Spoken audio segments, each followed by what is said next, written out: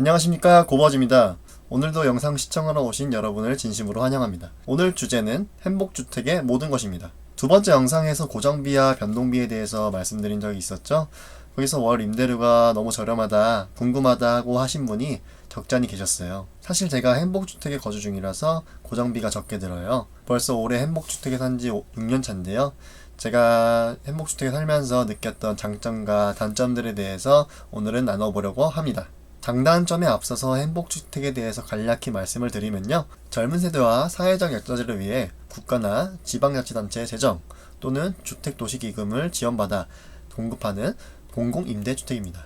보통 대학생, 청년, 신혼부부, 고령자 등이 지원 대상이며 입주하기 위해서는 청약을 넣고 당첨되어야 합니다. 입주 자격이나 소득, 자산 기준을 충족해야 하며 각 공고문별로 그리고 지역별로 기준이나 그런 것들이 좀 상이할 수 있으니까 내가 원하는 지역에 행복주택이 공고문이 나오면 꼼꼼히 읽어보시고 지원하시는 것이 필요합니다. 그럼 먼저 장점을 설명드릴게요. 첫째, 값싼 보증금과 임대료입니다. 행복주택은 젊은 세대들과 사회적 약자들을 위해 공급하는 주택이다 보니 보증금과 임대료가 시세 대비해서 60%에서 80%까지 저렴하게 나옵니다. 그렇기 때문에 행복주택에 당첨이 되시면 거주하시면서 열심히 일하고 돈을 버셔서 내 집 마련의 꿈을 이루시는데 조금이나마 도움을 받을 수 있는 제도입니다. 고정비 중에서 주거비가 차지하는 비중이 매우 클 수밖에 없는데요. 그 주거비를 획기적으로 줄일 수 있다는 것이 엄청난 장점이라고 생각합니다. 둘째, 거주 안전성입니다. 월세든 전세든 보통 2년씩 계약을 하죠. 2년이 되기 전부터 재계약이 안 돼서 집을 빼야 하고 또 새로운 집을 알아봐야 되고 또 아이가 있다면은 초등학교나 중고등학교 등 다른 학교로 전학할 수 있는 그런 가능성을 계속 염두에 둬야 한다는 것 자체가 생각보다 엄청난 스트레스가 될 수 있습니다. 행복주택은 그런 점에서 어느 정도 자유로워질 수 있습니다.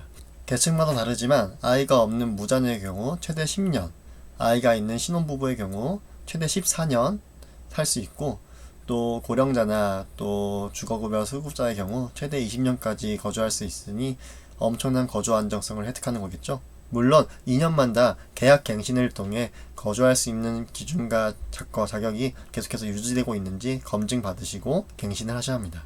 또한 보증금 떼일 일도 걱정하지 않아도 됩니다. 최근에 계속해서 정기 사기다 뭐다 해가지고 사회초년생들이 그동안 1, 2년 동안 열심히 모은 보증금 날리는 너무나 사회적 문제가 컸잖아요. 여기 행복주택은 그런 보증금도 떼일 일이 없습니다. 그것도 엄청난 장점 중에 하나입니다. 셋째, 신혼부부 및 육아 특화단지입니다.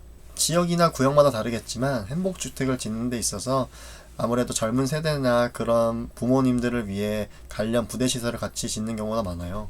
기본적으로 운동화를 할 수 있는 체육관이나 독서실부터 시작해서 키즈카페 그리고 작은 도서관 등 부대 내 안에서 특히 단지 내 안에서 여러 활동을 할 수 있도록 시설들이 조성되어 있습니다. 저희 단지 같은 경우에도 어린이집 건물이 2개나 있어요. 그것도 단지 내에 있다 보니까 부모님들의 만족도가 매우 높습니다. 특히 저희 단지는 신혼부부 비율이 높다 보니까 저희들을 아이를 키우는데 다른 주변의 이웃들도 저희 아이들이 있는 가정이 많아요. 계속 오며 가며 만나게 되니까 육아를 하면서 좋았던 점이나 또 힘들었던 점 그리고 유익한 정보 등 같은 것들을 공유하면서 자연스럽게 커뮤니티가 형성되고 그런 것들이 정말 좋은 것 같아요. 그 커뮤니티를 통해서 공동 육아를 하는 느낌도 들고요. 육아가 나 혼자 하는 것이 아니라 다 같이 한다는 인식이 강한 거죠. 넷째, 출산율 기여입니다. 요즘 전 세계적으로 저출산이 문제잖아요. 아무래도 거주 안정성이 증가하다 보니 자연스럽게 아이를 낳아서 키울 수 있는 환경이 조성됩니다. 저희 단지는 입주 초만 하더라도 아이들이 많이 없었는데 지금은 그냥 베란다 창문만 열고 있어도 거실에서 아이들 웃는 소리, 놀이터에서 떠드는 소리, 우는 소리까지 그냥 쉽게 들을 수 있을 정도로 그 정도로 아이들이 많아요. 여기에만 있으면 우리나라가 저출산이 맞나 싶을 정도로 아이들이 많습니다. 여기서 지내시다 보면 행복주택이 우리나라의 출산율 증가에 많이 기여하고 있구나 라고 절실히 느낄 수 있습니다. 여기까지가 행복주택의 장점이었고요. 자, 이제부터는 단점도 다뤄보겠습니다. 단점 첫 번째, 인프라 부족입니다. 아무래도 행복주택의 입지가 이미 개발이 완료된 지역보다는 다소 외곽이나 외딴 지역에 아직 개발이 잘 안 이루어진 지역에 지어지는 경우가 종종 있습니다. 그러다 보니 마트나 병원, 미용실 등등 편의시설이 많이 주변에 없어서 불편한 점들이 있습니다. 역이라든지 또 교통 중심지랑도 좀 다소 멀게 형성되어 있어서 이동 시에 불편감이 있습니다. 그래서 특히 아이들이 있는 가정 같은 경우는 자차가 필수입니다. 물론 이런 인프라 문제는 살면서 계속해서 해결되는 부분도 있고, 요즘 가정당 자차 한 대씩은 좀 기본적으로 가지고 다니는 좀 추세이기 때문에 위에 말씀드린 장점들로 이런 단점들은 어느 정도 커버가 가능하다고 생각합니다. 입주하실 생각이 있으시다면 이런 불편성이나 애로사항을 어느 정도 좀 감안하시고 청약에 지원하시길 바랍니다. 둘째, 작은 평형입니다. 일반적으로 행복주택은 평수가 커도 전용 면적 44제곱미터인데요. 다소 평수가 작아서 아기를 낳고 키울수록 아기들 증가, 늘어나는 살림 때문에 집안이 많이 북적북적해집니다. 국토교통부에서도 이런 것들을 감안해서 중형 평형 가구를 늘리겠다고 말했지만 사실상 반영하기까지는 많은 시간이 걸릴 수 있을 것 같아요.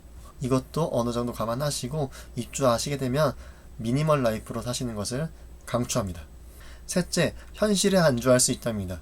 이건 지극히 제 개인적인 의견이니까 그냥 가볍게 참고만 해주세요. 이 말은 어떤 뜻이냐면 행복주택, 값싼 임대료나 보증금, 거주 안정성 등등 장점이 너무 많지만 결국 내 집은 아니잖아요. 그럼 언젠가는 다른 집을 구해서 나가야 되는데 장기적인 계획 없이 당장의 값싼 임대료와 거주 안정성에만 바라보게 되면 현실성도 떨어지고 결국에는 각자 좋은 시기에 내 집 마련을 할 수 있는 기회를 놓치게 될 수 있겠다는 생각이 들었어요.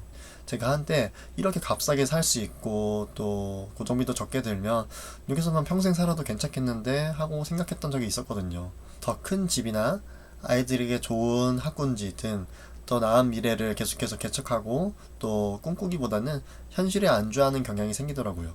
저는 개인적으로 임대주택은 대부분의 분들에게는 거쳐가야 하는 곳이지 평생 머물러야 하는 곳은 아니라고 생각합니다. 내가 돈이 좀 부족하고 여력이 없을 때 들어와서 거주비가 저렴한 만큼 열심히 일을 하고 돈을 모아서 내 집 마련을 할 수 있게 거쳐가는 정거장이라고 생각합니다.